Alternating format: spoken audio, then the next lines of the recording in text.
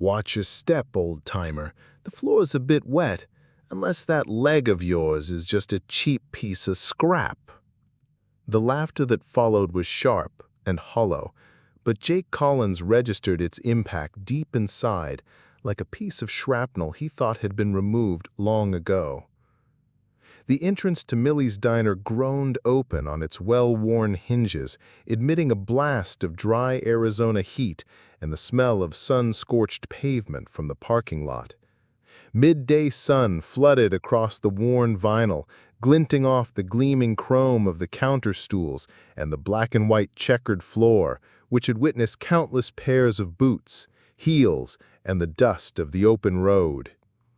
Jake Collins entered, pausing for a moment, not to assess the room, though that was a deeply ingrained habit, but to allow his vision to adjust from the bright outdoors to the soft amber lighting within.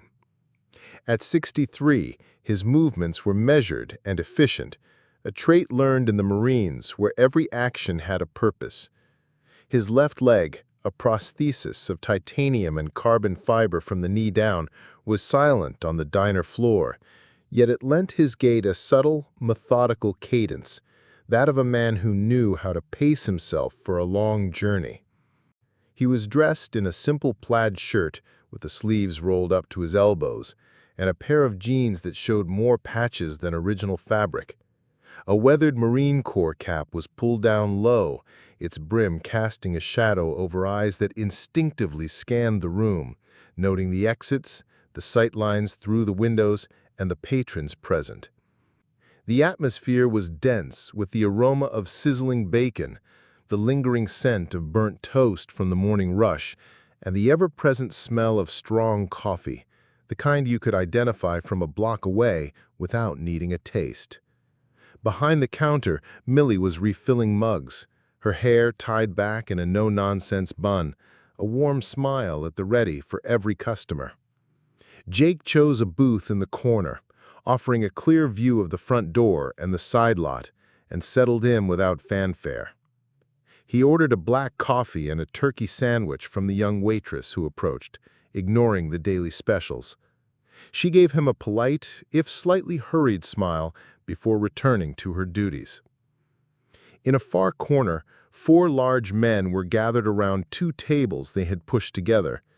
They were likely in their 30s, with broad shoulders and an attire that suggested they were preparing for a combat simulation rather than enjoying lunch. They wore tactical trousers, tightly laced boots, and low-profile baseball caps. There were no unit insignia, but their vests and gear seemed to scream for attention. Their conversation rose above the general din of the diner, a bit too loud, a bit too conscious of being overheard. Jake caught fragments about running scenarios and if that was live ammo.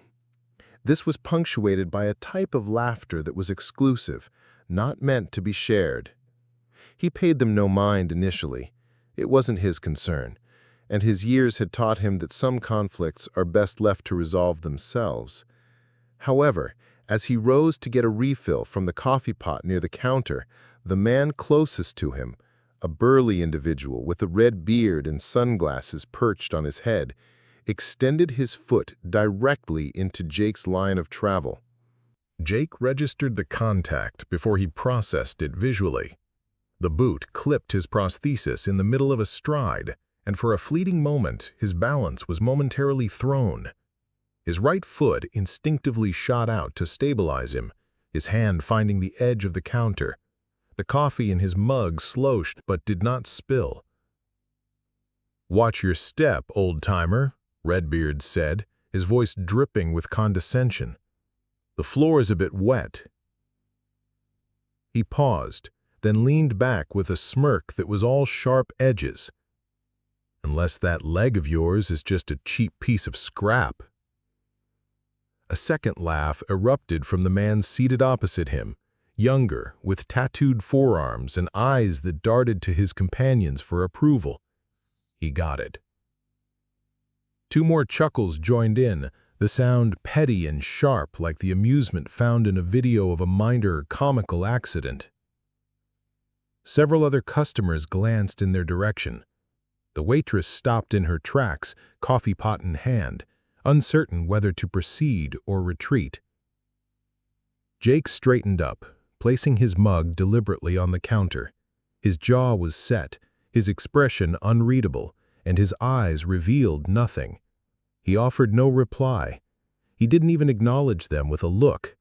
He had discovered long ago that a certain kind of silence was more potent than any shouted reply.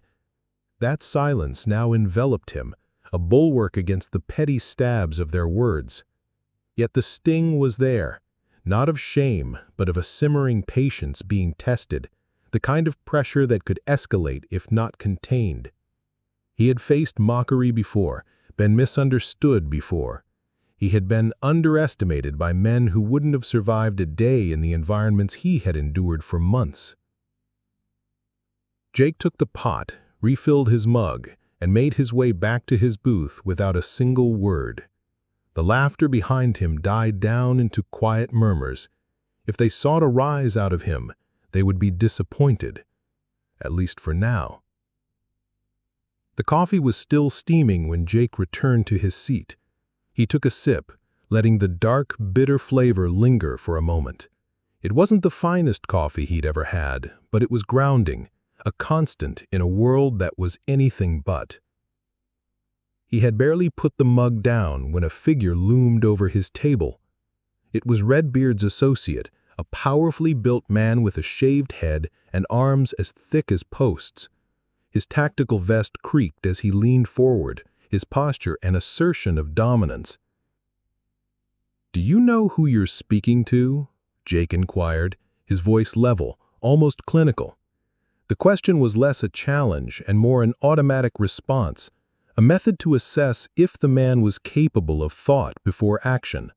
Shaved head smirked, his teeth a stark white against his tan skin. "Nope. And I don't give a damn," he replied. Jake's eyes briefly dropped to his boots, caked with a dust that wasn't from Arizona, scuffed but not broken in the way that comes from covering real ground.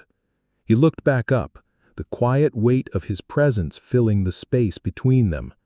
"Fine," Jake said softly, moving to get up. But the man refused to yield. He stood his ground, feet planted firmly. Jake tried to step to the left. Shaved head mirrored his movement. He tried to step to the right. The result was the same. The smirk on the man's face grew wider. "Think you can get around me, old man?" The words were casual, but they carried an undercurrent of provocation, looking for a reason to escalate. Jake took a small step forward, closing the distance to within arm's reach. "Just trying to get to my chair," he stated, his tone neutral. That's when the shove came. It wasn't a gentle push or an accident. It was a firm, deliberate palm to his chest. The coffee in Jake's mug surged over the rim, splashing a dark stain on the counter behind him. A wave of gasps rippled through the diner's low hum. In the background, a utensil clattered onto a plate. Two of the men at the back table laughed, the sound thin and piercing in the sudden quiet. Jake stood his ground. His body was conditioned to absorb force without yielding. He didn't falter or lose his balance. He simply remained there, one hand by his side, the other still holding the coffee mug steady despite the spill. His focus was fixed, not on Shaved Head's face, but somewhere beyond him, as if the man were just an object to be noted, not engaged with. From the opposite corner, another man had been observing. Not casually, but with the sharp focus of a hunter awaiting the perfect opportunity. Mason Ward was seated alone, one leg extended beneath his table, a bowl of chili before him. His spoon had been moving with methodical slowness, but his eyes had remained on Jake. Ward's face was etched with the kind of lines that only come from time spent in combat zones. Deep creases around the eyes, a jawline like carved stone. The moment Jake had entered, Mason recognized him. It wasn't just the almost imperceptible limp, but the way he settled into his seat, the way his eyes had scanned the room with practiced efficiency. The face was more aged now, his hair flecked with gray, but it was unmistakably him. Kandahar, 2009. The memory surged back with the intensity of a signal flare in the night. The thunderous blast of an RPG, the intense heat from the burning wreckage of a Humvee, the acrid smell of fuel, sand, and blood. Mason had been trapped inside, his leg shattered beneath the vehicle's frame, drifting in and out of consciousness and choking on the smoke. He recalled the sheer pandemonium, the shouting, the gunfire, the air thick with dust, and then a figure materializing from the chaos, moving with unwavering purpose. Jake Collins. Collins had pulled him free from the inferno, dragging him across exposed terrain as bullets whizzed by, mere inches from their heads. Mason had been certain they would both perish before reaching cover, yet they had made it. Jake had secured him behind a wall, then immediately turned back to rescue two others, one of whom was clinging to life. Mason awoke in a field hospital several days later, his first clear memory being a medic telling him about the Marine who had carried him through that hell, and had lost the lower half of his own left leg in the process. He had never laid eyes on Jake since that day, not until this moment. Mason placed his spoon down silently. He reached into his jacket pocket, retrieved his phone, and with swift, precise movements, typed a brief message. There were no details or explanations, just two words that would be understood by a select few. Honor, Beacon, Diner, Route 17. Now. He pressed send. The phone disappeared back into his pocket. Mason picked up his spoon, but his chili was forgotten. He leaned back, his eyes narrowing slightly as Shaved Head directed a low-voiced comment at Jake, just loud enough for the adjacent tables to hear. Jake's response was continued silence. Outside, the wind gusted, causing the diner's vintage neon sign to rattle. Inside, the atmosphere grew heavy, as if the room had suddenly warmed by several degrees. The waitress stood by the counter, her hand frozen near the coffee pot, unsure whether to intervene or remain still. Shaved Head finally moved away with a self-satisfied smirk, as if he had claimed a victory. Jake moved past him without making contact and returned to his corner booth. He set his coffee down, raised the mug to his lips, and took a drink. Mason observed it all. The group in tactical gear resumed their conversation, their voices more subdued now, but their gazes repeatedly flickered toward Jake. This wasn't over. Men of their type seldom stopped after a single provocation. Mason didn't look at his phone again. There was no need. Events were in motion, and within minutes, the climate of this unassuming roadside diner was about to undergo a profound change. Jake was unaware. The security contractors were unaware. But help was already en route. For the next 10 minutes, a tense rhythm settled over the diner. The sound of utensils on plates, coffee being poured, and hushed conversations. But it was a fragile quiet, the kind that precedes a storm, with everyone sensing that something was about to happen. Jake remained in his booth, his posture composed but alert, one arm resting on the table's edge, the other holding his coffee mug. His eyes periodically glanced at the reflection in the chrome of the napkin dispenser, catching sight of the men at the back table. Mason Ward hadn't eaten another bite of his chili since sending the text. He now sat with his arms crossed, his gaze fixed on the front windows, as if anticipating a change in the weather.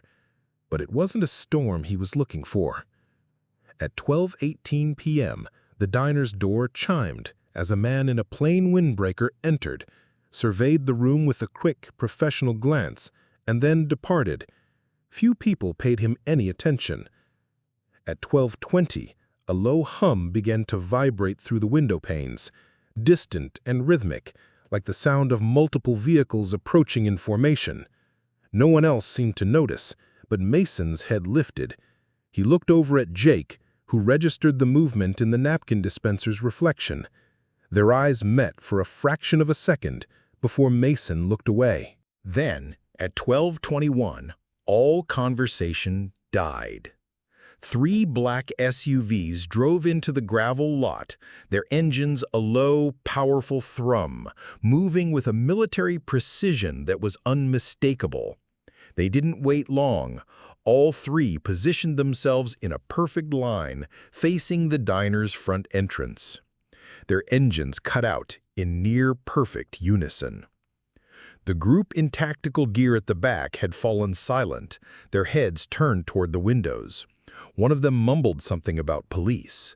Another shifted uncomfortably in his seat, his confident posture gone.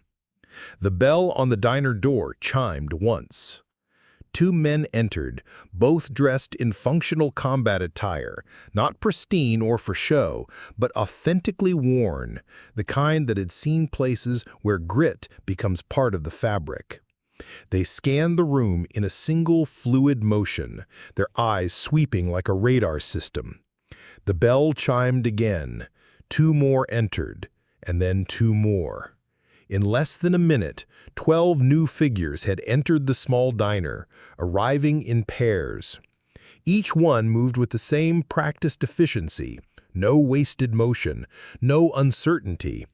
They didn't cluster at the entrance, but dispersed evenly throughout the room, their presence quiet yet overwhelming. The table of contractors was no longer laughing. No one was drinking their coffee. One of them had his hand frozen halfway to his wallet, as if considering showing an ID, but he stopped. The last to enter was their leader, a tall, weathered man with a thin scar that traced a line down his cheek, the kind not earned by accident. His gaze swept the room once before landing on Jake. He walked directly toward him, ignoring the contractors, his boots making a slow, deliberate sound on the tile that seemed to echo in the silence. He halted at Jake's booth. For a moment, there was complete stillness. Then, with his back to the rest of the diner, he snapped to attention, spine rigid, shoulders back, and delivered a sharp, formal salute. "Staff Sergeant Collins, you pulled my team from the fire in '09. You carried me when I was down. I will carry that debt for the rest of my life." Behind him, all 12 men moved as one. Their boots clicked against the tile in perfect unison, heels aligned with flawless precision. And then 12 salutes executed in perfect, silent unison. The diner fell into a profound hush. Even the ceiling fan seemed to pause. The only sound was the low buzz of the neon sign outside. Jake remained motionless for a second. Then, he placed his coffee mug down, rose to his feet, and returned the salute with a slow, unwavering hand. "At ease, gentlemen," he said, his voice soft. The leader's arm dropped. The others followed suit. Nothing more was said. Nothing more was needed. But the message was clear on every face in the room. The men who had ridiculed Jake just an hour before were now in the presence of a bond they could never comprehend. A brotherhood forged in crucibles they had never known, among men they could never hope to be. The waitress stood behind the counter, a hand covering her mouth, her eyes filled with tears. Millie herself had emerged from the kitchen, holding her apron, frozen in the doorway. Mason Ward finally stood up from his booth. He moved without haste, with the quiet assurance of a man with nothing left to prove, except, perhaps, to the 4 men in the back who now seemed to shrink in their seats. The entire atmosphere of the diner had been transformed. What had begun as an ordinary lunch had become something sacred, a ceremony, a quiet moment of reckoning. And for the first time since Jake Collins had walked in, the room was silent for all the right reasons. Mason arrived at the contractor's table and paused, letting the heavy silence do the work. He looked at each of them in turn, his gaze lingering just long enough to make them uncomfortable. "You put your hands on a combat-decorated Marine," a recipient of the Silver Star, in a public establishment? He allowed the words to settle. Does that make you feel powerful? No one spoke. Somewhere near the counter, a fork dropped onto a plate, the noise startling in the quiet room. The most imposing of the newly arrived soldiers stepped forward from the formation, his sheer size dominating the narrow aisle. His physique was a testament to years of carrying heavy burdens in hostile territories, and his expression conveyed the same strength. "You have two choices," he said, his voice deep and measured. "You can either offer a genuine apology, or we can take this discussion outside, where you can demonstrate if your skills match your attitude." He didn't raise his voice. He didn't have to. The menace wasn't in his tone, it was in his absolute certainty. The apology was immediate, the words fumbling out in a rush. "We meant no disrespect, sir. We didn't realize who he was. It was just a joke." But the display was meaningless. The offense had been committed, and the jury, the entire diner, had already delivered its judgment. Near the front door, a cell phone was now recording, its small red light reflecting in the window. Another phone joined it, and then a third. Millie stood in the kitchen doorway, her hand clutching her apron as she watched. The waitress with the coffee pot remained frozen behind the counter, her eyes wide. A couple in a nearby booth whispered to each other, their gazes shifting between Jake and the contractors. In a matter of hours, those videos would flood social media. "Special Forces honor Marine after public shaming," accompanied by captions filled with righteous anger. But in that moment, within the diner, the change was more subtle. The contractors pushed their chairs back and stood, but not with their earlier bravado. They avoided looking at Jake, avoided looking at anyone, and moved toward the exit with the awkward rigidity of people who know they are being judged. The bell above the door jingled as they departed, the sound almost taunting in the ensuing silence. Jake settled back into his booth without saying a word. Mason stood beside him for another moment, then offered a brief nod, a gesture that conveyed, "It's been handled," before returning to his own table. The rest of the team filed out just as they had entered, their boots sounding crisply on the tile, not a single look wasted on the men they had just put in their place. The silence that remained was different, not uneasy, not tense. It was reverent. The morning after the salutes, Millie cleaned the front window twice, even though it was already spotless. It might have been nervous energy, or perhaps it was reverence masquerading as a chore.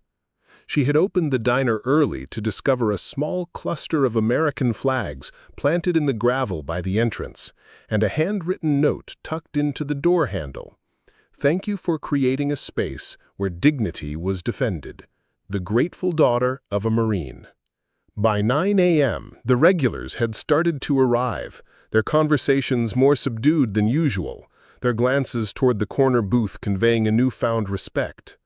A construction worker in a high-visibility vest removed his hat as he walked past it. The old man who always did the crossword puzzle looked up just once and gave a small nod, as if affirming an unspoken truth. Jake came in last, his cap pulled down low, shadowing his eyes. He paused at the entrance, as he always did, not to command attention, but simply to transition from the bright sun to the diner's warm amber glow. Millie met him halfway to his table. "Don't be upset," she said, a hint of playful excitement in her voice. "I did something." Mounted on the wood-paneled wall above his booth, a new bronze plaque shimmered in the light. "This booth reserved for SSGT Jake Collins, a place built on dignity." There was no date, no list of accomplishments, just his name and a declaration. Jake's mouth opened, but no words came out. He looked at the plaque as if it were for someone else. "Millie," she replied, "it's for everyone who needed to witness what happened yesterday, and for all those who needed to be seen." She gently squeezed his forearm and added softly, "Please, let me have this." He let out a long breath, a knot of tension in his chest finally loosening. "All right."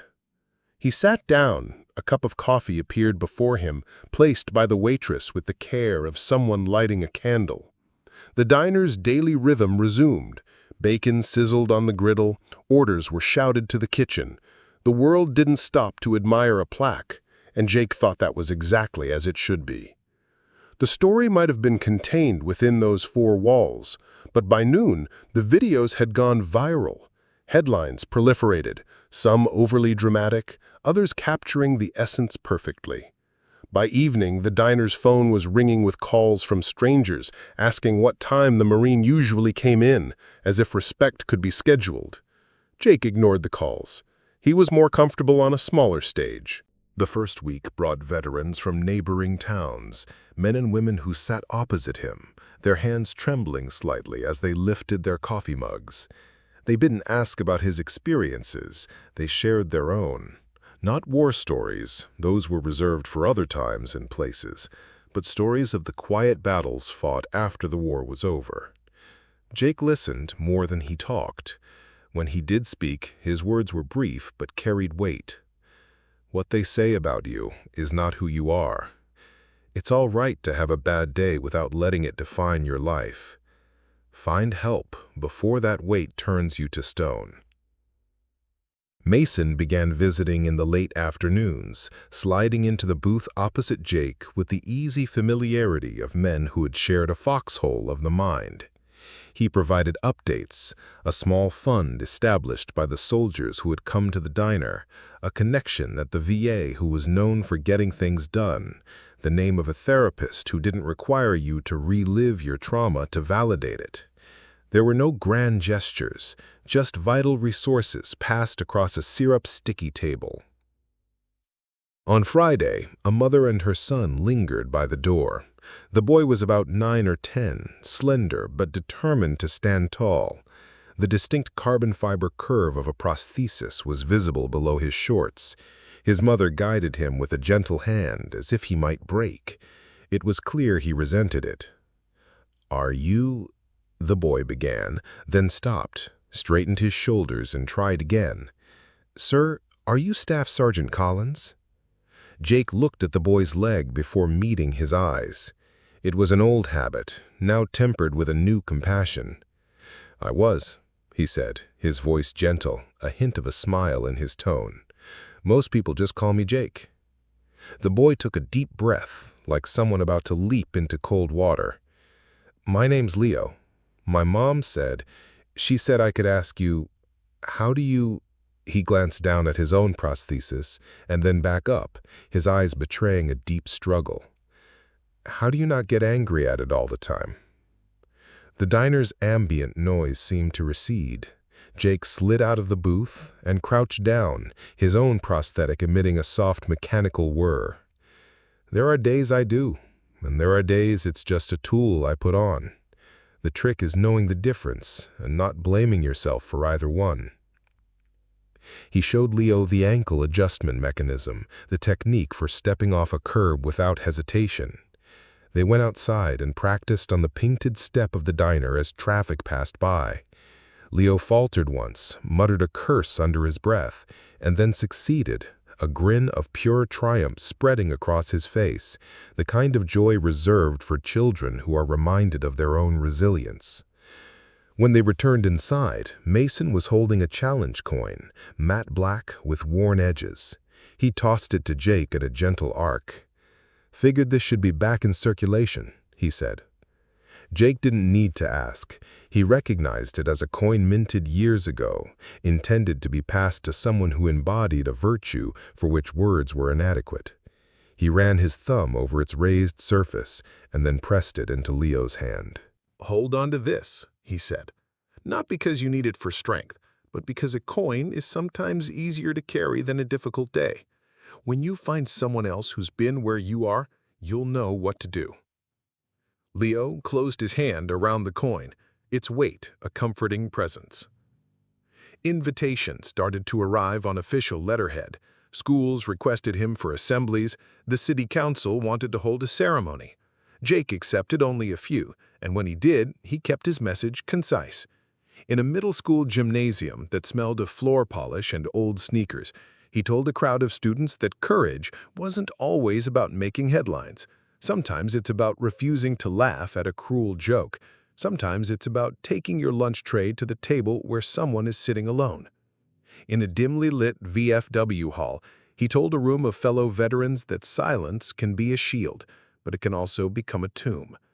He never embellished. He spoke simple truths that could be carried away in a pocket. Other diners started calling Millie to ask about her plaque. Where did you get it made? What font did you use? A truck stop in New Mexico put up a sign over a corner table, reserved for anyone who reminds us of our better selves. A cafe in a small town stenciled, "Dignity is spoken here," above its coffee machine. It wasn't a marketing campaign, it was a series of small, independent acts of remembrance. Someone designed decals, a simple outline of a booth with the words, "A place built on dignity," and distributed them at cost. They began appearing on windows in towns that would never be featured in a movie. Most of the country never noticed them, but the people who needed to see them did. The private security firm that had strutted into Millie's that day issued a formal apology. It was crafted by their PR department like a medical dressing, sterile and designed to stop the bleeding. They requested a meeting with Jake. He declined. He sent back a single sentence: spend 1 day a week for the next year volunteering at the nearest VA. No cameras. He never followed up to see if they complied. He was finished with the part of the story that involved watching men seek absolution before they had earned it. He preferred the quiet, organic change, the former trucker who left a $20 bill under his saucer with a note that read, "For the next person who's missing a part but still whole." The high school football coach who taped a picture of Jake's plaque to his locker room door and told his team, "Winning starts with how you treat people." The young dishwasher who stopped a new employee from mocking a regular's hand tremor by saying, "We don't do that here." Months later, he got a call from Washington. It wasn't a command, but an invitation to a veterans conference, a room full of influential people who could allocate funds and shape policy. Mason was already attending. He asked Jake 3 times before he agreed. On a gray morning in D.C., the ballroom lights felt harsh and the thick carpet absorbed all sound. Banners with bland corporate colors lined the walls. Men and women in expensive suits and dress uniforms gathered around coffee stations, exchanging business cards and making promises. Backstage, a technician attached a microphone to Jake's shirt. His hands were steady, but he rolled his shoulders once, like a man recalling the weight of a heavy pack. Mason stood nearby, arms crossed, his expression a mask of calm patience. "Don't try to make me look impressive," Jake grumbled. "Wouldn't know where to start," Mason retorted, a corner of his mouth twitching. They had planned a small surprise for him. When Jake walked onto the stage, the applause started softly and grew, but it was the second row that caught his breath. Leo, his hair meticulously combed, stood beside his mother, who wore a dress that seemed to make her stand taller. In Leo's hand, the black coin gleamed. Jake didn't go to the podium. He walked to the edge of the stage, knelt, and held out his hand. Leo placed the coin in it, then revealed his own palm. In it was another coin, not military issued, but a simple penny, polished bright by hope and persistence. "A trade," the boy said, his voice clear, "just until I find someone else who needs the other one." Jake nodded once, a burning sensation in his eyes that had nothing to do with stage lights. He stood and addressed the room. "Honor isn't found on a medal or in a crisp uniform," he said, his voice calm, carried by the amplifiers. "Sometimes it walks into a diner for a cup of coffee and leaves after reminding a few people what dignity truly is." He paused, letting the statement resonate. He spoke for only 6 minutes. He told them about Millie's plaque and the way a room can fall silent for the right reasons. He told them about Leo learning to navigate a simple curb without anger. He told them that apologies are easy and programs are hard, but only one of them creates lasting change. He asked for less paperwork and more human connection, fewer catchphrases, and more open seats at actual tables. When he was done, the applause rose and sustained, a sound not of cheering, but of deep agreement. It followed him off the stage, through a side door, and into a hallway where the air smelled less like politics and more like impending rain. He took the last flight home. The next morning, he was back in his booth under the plaque, the neon sign buzzing softly in the window, the griddle whispering. Millie brought him a plate he hadn't asked for. "We're all out of humble pie, so I made you pancakes." A warm, gentle laugh rippled through the diner. Jake cut a piece and ate it slowly, like a man who had mastered the art of being present. Throughout the day, people came by his table, not to stare, but to offer a simple nod. A nurse on her break, a mechanic with grease-stained hands, a teacher with a stack of papers in her bag. He learned names when it felt right and let the rest pass in respectful quiet. In the late afternoon, a man stood hesitantly by the door. Not a veteran, not a local, just someone whose gaze kept returning to the plaque like a man dying of thirst looking at a well. Jake met his eyes and gestured to the empty seat across from him. The man sat. They shared 5 minutes of silence. Then the man let out a breath that carried the weight of a long-held story, and the table proved it was strong enough to bear it.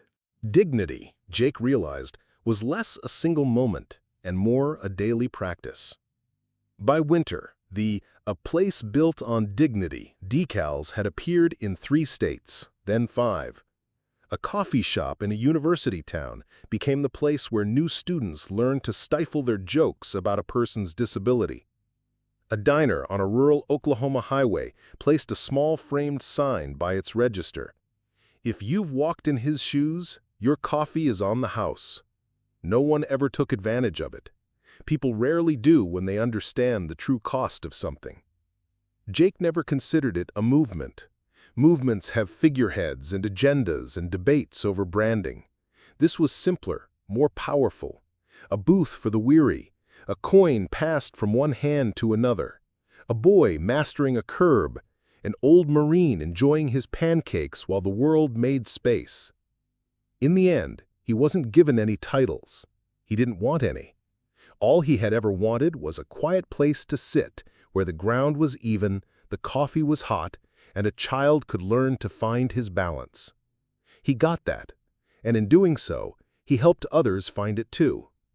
Some evenings he would trace the edge of the plaque with his finger before leaving, not to confirm it was still there, but to remind himself that respect could be fastened to a wall and woven into the fabric of a day.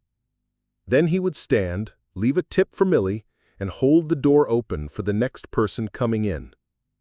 If you happened to be standing outside and caught the door just before it closed, you might hear the faint chime of the bell, and you might notice how people seemed to stand a little straighter when they looked toward that corner.